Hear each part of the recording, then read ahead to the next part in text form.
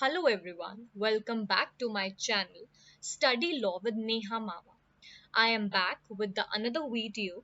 In this video, I'm going to start a new topic that is divorce in Muslim law. तीन चार video पहले मतलब तीन चार दिन पहले मैंने एक वीडियो डाली थी जिसमें मैंने डिवोर्स इन हिंदू लॉ बताया था कि हिंदू लॉ में डिवोर्स किस तरीके से होता है or what are the reasons of the divorce and what is the consequences after that. Each and everything is explained in that video. If you have not watched, go and watch. तो आज का जो हमारा video है वो और आज का जो टॉपिक है वो हमने स्टार्ट करना है, that is divorce in Muslim law. ठीक है, सबसे पहले डिवोर्स इज नॉट इनकरेज्ड. कभी भी डिवोर्स को इनकरेज नहीं किया जाता किसी भी रिलीजन में, चाहे इस्लाम हो, चाहे हिंदुइज्म हो, चाहे सिखिज्म हो. किसी भी रिलीजन में डिवोर्स को इनकरेज नहीं किया जाता.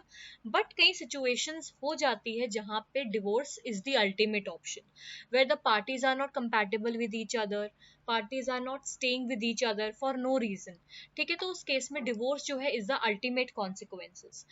तो इसमें आज हम पढ़ेंगे अंडरस्टैंडिंग द डिवोर्स. देखो, सबसे पहले आपको पता है कि जो इस्लामिक लॉ में जो निकाह होता है या जो मैरिज होती है मुस्लिम लॉ में, इस्लामिक लॉ में, वो एक कॉन्ट्रैक्ट है, सैक्रामेंट नहीं है, वो एक कॉन्ट्रैक्ट है.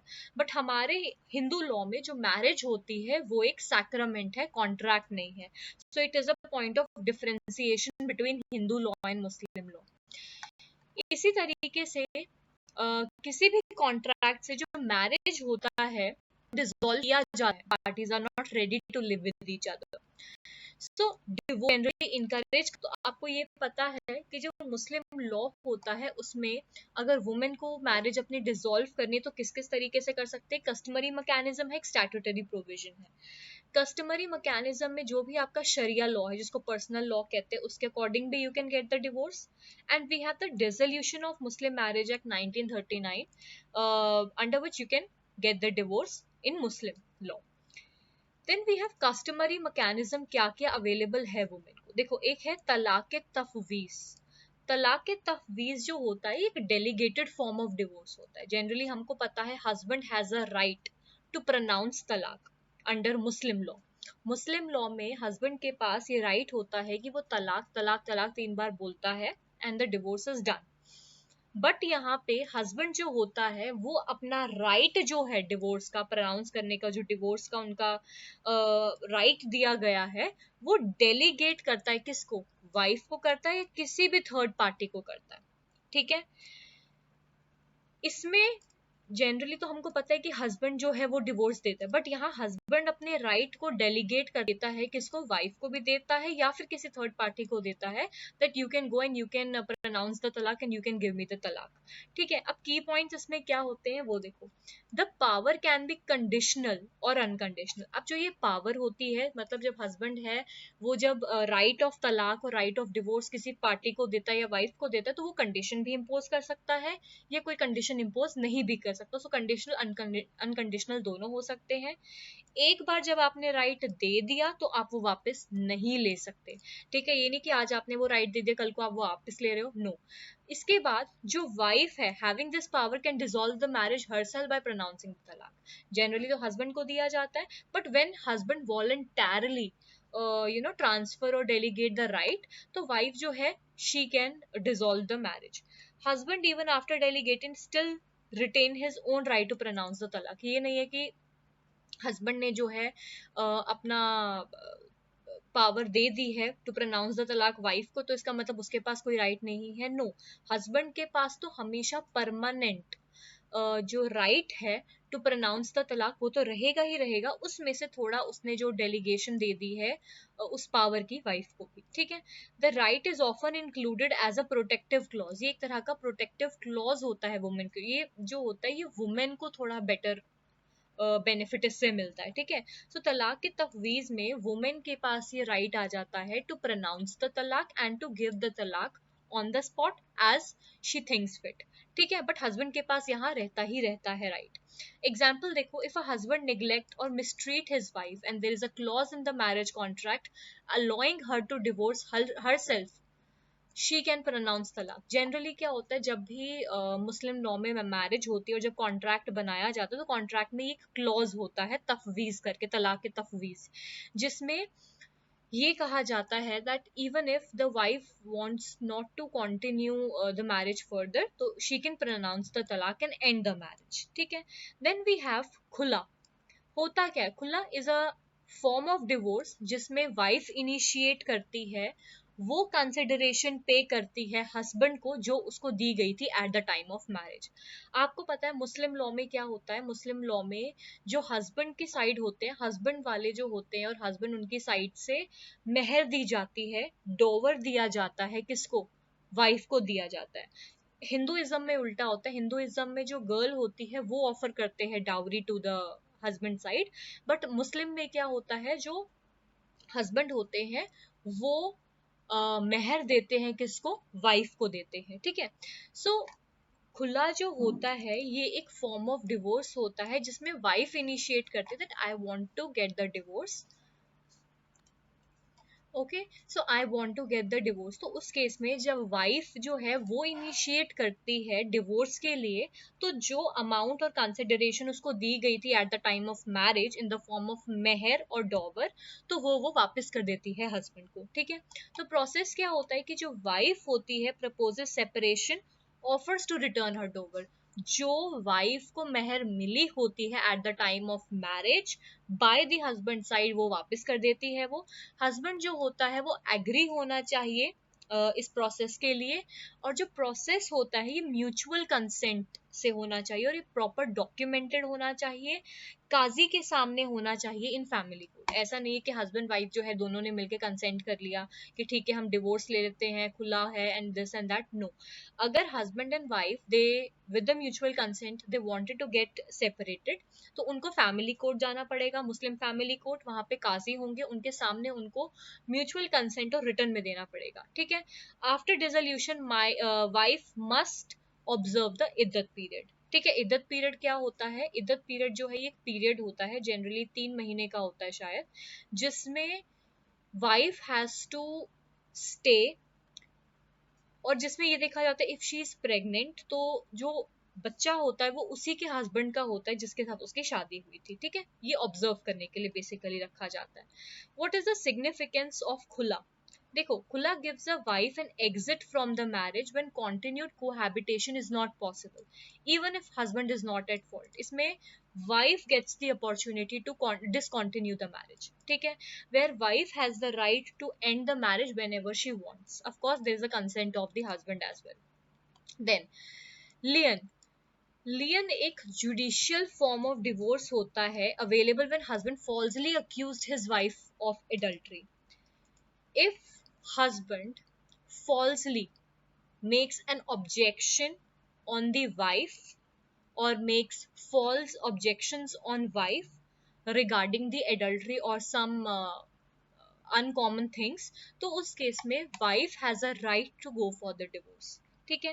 प्रोसेस क्या होता है कि wife files a suit for dissolution of marriage. Court में फिर जो वाइफ होती है वो डेसोल्यूशन ऑफ मैरिज के लिए सूट फाइल करती है कि उस पर फॉल्स एक्यूजेशन लगाए गए हैं, गलत इल्जाम उस पर लगाए हैं, which he knows it is wrong, which husband also knows is wrong, but intentionally गलत लगाया गया, तो उस केस में वो जुडिशियली फॉर्म ऑफ डिवोर्स ले सकती है।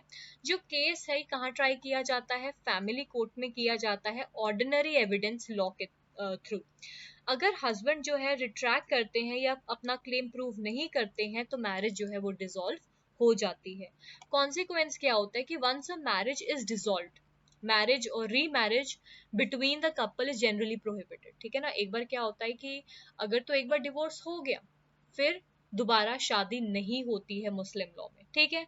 बाकी वो रीमैरी कर सकते हैं under the special marriage act 1954 if legal requirements are not met, sorry are met. Then we have zihar. Zihar is an old and rare practice where a husband compare his wife to a female relative within prohibited degree, like mother. This creates a situation where the wife can refuse conjugal relation if husband fails to perform religious expiation, may seek to judicial divorce. मतलब husband जो है वो क्या कर रहा है, वो compare कर रहा है अपनी वाइफ को to a female relative within the prohibited degrees. ठीक है। तो जो कि ऑफ कोर्स गलत है। Then statutory right to divorce में जो है ये सब चीजें बताई गई है। अब what are the main ground of divorce, ठीक है, अभी तक तो हमने पढ़ा what are the processes of divorce या types of the divorce, but what are the main ground of divorce. पहला आता है हस्बैंड डिसअपियरेंस, हस्बैंड जो है वो चला गया है कहीं, 6 महीने हो गए हैं वो घर ही नहीं वापस आया, ठीक है, या काफी टाइम हो गया है, 4 साल हो गए हैं, हस्बैंड का कोई अता पता नहीं है, कहाँ गया कहाँ नहीं गया, 4 साल, 4 साल से हस्बैंड का नहीं पता। लेकिन अगर हस्बैंड 6 महीने में वापस आ जाता है तो कोर्ट जो है वो सेट असाइड कर सकती है डिवोर्स की डिग्री को, ठीक है। पहली बात, डिवोर्स कब होगा अगर हस्बैंड का 4 साल से नहीं पता। इन दैट 4 इयर्स अगर हस्बैंड रिटर्न हो जाता है विद इन 6 मंथ, जब डिग्री पास हुई है, तो उस केस में डिवोर्स नहीं होगा। देन वी हैव निग्लेक्ट और failure to provide the maintenance, ठीक है, जो हस्बैंड है वो अपनी वाइफ को मेंटेनेंस नहीं दे रहा, 2 साल से वाइफ को मेंटेन नहीं कर रहा, चिल्ड्रन को मेंटेन नहीं कर रहा, उस केस में डिवोर्स दिया जाता है। imprisonment, if the husband has been sentenced to imprisonment for 7 years or more, 7 साल से ज्यादा का imprisonment अगर husband को दिया जाता है, wife has a right to give the divorce. Impotency, where the husband is not competent to perform the marital obligation, तो उस केस में हस्बैंड से डिवोर्स लिया जा सकता है। इंसैनिटी है, लेप्रोसी है, वेनरल डिजीज है, where the husband is suffering and wife knows that she can also be the victim of that disease, so she gets the she get divorced and she gets separated. Child marriage recall, if the wife was given in marriage before 15 years of age of by a guardian, she can repudiate the contract, even if when the wife or the girl was minor and she got married, the day she became major, she can repudiate the marriage, she can end the marriage anytime. Then cruelty, of course, is a main reason of the divorce. Cruelty, when the wife is treated ill, when she is harassed for demanding dowry, okay, forcing her to lead an immoral life, okay, and disposing her the property, denying her legal right when she is not treated equally in the house. Then we have a conversion. If a Muslim wife renounce Islam or convert to another religion, this does not automatically dissolve her marriage, right? Then we have procedure for seeking the divorce through court. We know the first thing, that you can get the divorce through court. You can go to the family court or civil court, where you can file a case or file a suit in the court to get the divorce. Another is through sharia mechanism, where the husband gives the, of course, right to the wife to get the divorce, and where local Muslim authorities in front of the qazi, the divorce is initiated, documentations are also there. After divorce, iddat period, the wife has to observe iddat period for 3 lunar month, जो अभी मैंने आपको बताया, 3 महीने के लिए wife has to undergo the iddat period, in which it is observed if the wife is pregnant or not, right? During iddat, husband is obliged to maintain his wife. Iddat period is a period where wife has to observe 3 months iddat period, where the wife has to stay in a place for consequently 3 months, 3 menstrual cycle. Why? To check if the woman is pregnant with a child or not. During iddat, it is the responsibility of the husband to maintain the wife, right? Then we have right of Muslim women after divorce. Muslim women are entitled for the rights or protection under Islamic law and Indian statutes. Then we have maintenance during iddat. Husband has full responsibility to maintain the wife during iddat period, during 3 lunar months, or till the birth of a child, or when the child is born. Then maintenance for the children. If the wife maintains children born before or after divorce, husband has to pay for the maintenance for consequently 2 years. It is the duty of the husband as well to maintain his wife and his children, right? Then we have meher. Wife is entitled to get the meher while marrying, or when the marriage is going on, and even if the meher is not paid at the time of marriage, later on she is entitled to get that. Then we have gifts and property. Now, gifts and property means all the gift received during marriage from the relatives or friend of the husband always remains in the wife possession. Husband can't claim that. Okay जिस तरीके से हमारे Hindu law में स्त्री धन होता है, स्त्री धन is what, stridhan is whatever the gifts और the things which wife gets in the marriage from the husband side, तो वो ले सकती है. She is not entitled to return it back to the husband at the time of divorce. Same जो gift और property जो wife को मिली है from the relatives of the husband, friends of husband, तो she is not entitled to give it back. Then common mistake and social challenges क्या होते हैं, that most of the women, they are unaware of their legal rights, legal procedures. They don't know they don't know how to exercise their right. Okay, some women, they don't claim the maintenance because they are ignorant of the thing. Okay, sometimes due to the family pressure, sometimes it is due to the respect or the reputation in the society. Okay, so this is all in today's topic. We studied about the divorce in Muslim law, the reason of divorce in Muslim law, the customary mechanism or process of divorce in Muslim law, and of course, what are the challenges that is being faced by the Indian Muslim woman while divorce. Okay, so these are some common mistaken social challenges, of course, which should not happen, because when divorce is given, and it is of course the right of a woman to get the maintenance from her husband, for her children, for her survival. Okay, so this was all in today's video.